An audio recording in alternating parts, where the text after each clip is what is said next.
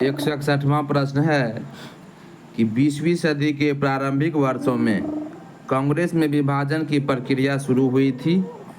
इसका उत्तर हो जाएगा ऑप्शन डी, यानी कि सभी कांग्रेस आंदोलन की रणनीतियों पर, कांग्रेस आंदोलन के उद्देश्यों पर, कांग्रेस आंदोलन में लोगों की भागीदारी पर।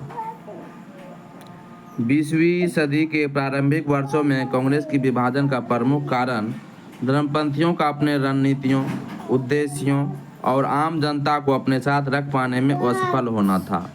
धर्मपंथियों ने आम जनता के बीच काम नहीं किया। धर्मपंथी राजनीति घटनाक्रमों के अनुरूप अपनी रणनीति में फेरबदल नहीं कर पाते थे। वे यह महसूस न कर सके कि उनकी उपलब्धियों ने ही उनकी राजनीति को अव्यावहारिक बना दिया। धर्मपंथी और गर्मपंथी के सोच धर्मपंथी और गर्मपंथी के सोच और अनुमान, पारस्परिक मतभेद के दृष्टिकोण और राष्ट्रवादी दृष्टिकोण दोनों से ही गलत थे।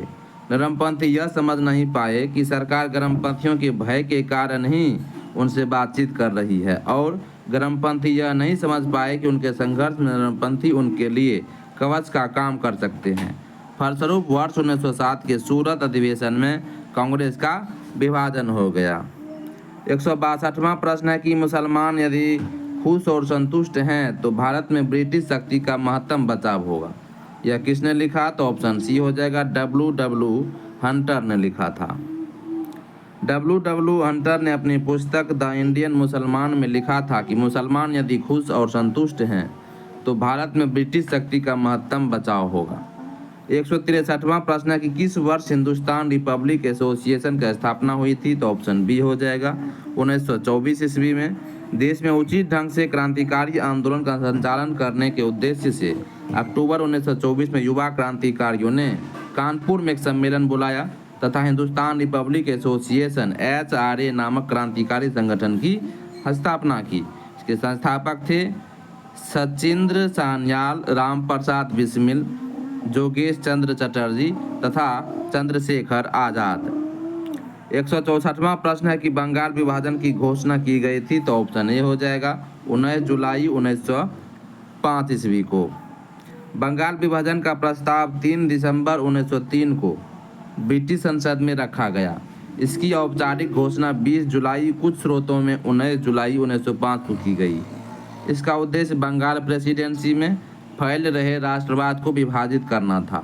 बंगाल विभाजन 16 अक्टूबर 1905 को प्रभावी हुआ।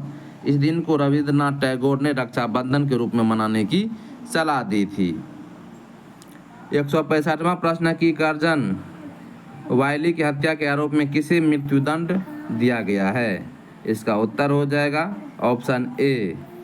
इसका उत्तर हो जाएगा ऑप्शन ए, यानी कि मदन लाल ढींगरा को कर्जन वायली की हत्या के आरोप में किसे मृत्युदंड दिया गया था? तो ऑप्शन ए हो जाएगा, मदन लाल ढींगरा को मृत्युदंड दिया गया था। कर्जन वायली की हत्या 1 जुलाई 1909 को लंदन में मदन लाल ढींगरा ने गोली मारकर किया। वायली भारत मंत्री के एक बॉडीगार्ड के रूप में नियुक्त थे। 17 अगस्त 1909 को मदन लाल ढींगरा को फांसी की सजा दी गई थी। 166वां प्रश्न है कि मॉन्टेग्यू चेम्सफोर्ड की रिपोर्ट, ऑप्शन बी हो जाएगा, भारत सरकार अधिनियम 1919 का आधार बनी थी। कौन? तो मॉन्टेग्यू चेम्सफोर्ड की रिपोर्ट। तत्कालीन भारत सचिव एडविन मॉन्टेग्यू और वायसराय लॉर्ड चेम्सफोर्ड की रिपोर्ट भारतीय परिषद अधिनियम 1919 का आधार बनी थी।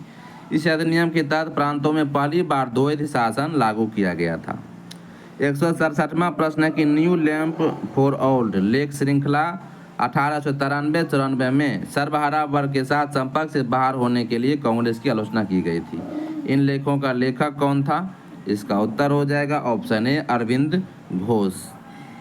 तत्कालीन भारतीय परिस्थितियों के कारण एवं कांग्रेस की साम्राज्यवादी शक्तियों के समक्ष ढुलमुल रवैया अपनाने के कारण अरविंद घोष ने अपनी लेख श्रृंखला न्यू लैंप्स फॉर ओल्ड में कांग्रेस की आलोचना की थी।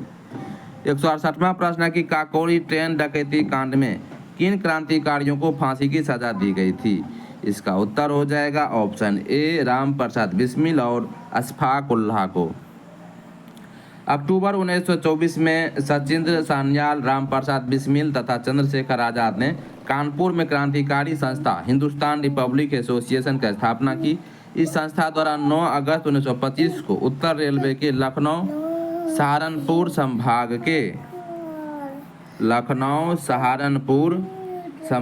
के काकोरी नामक स्थान पर 8 down Saharanpur Lucknow passenger train पर डकैती डालकर सरकारी खजाना लूट लिया गया।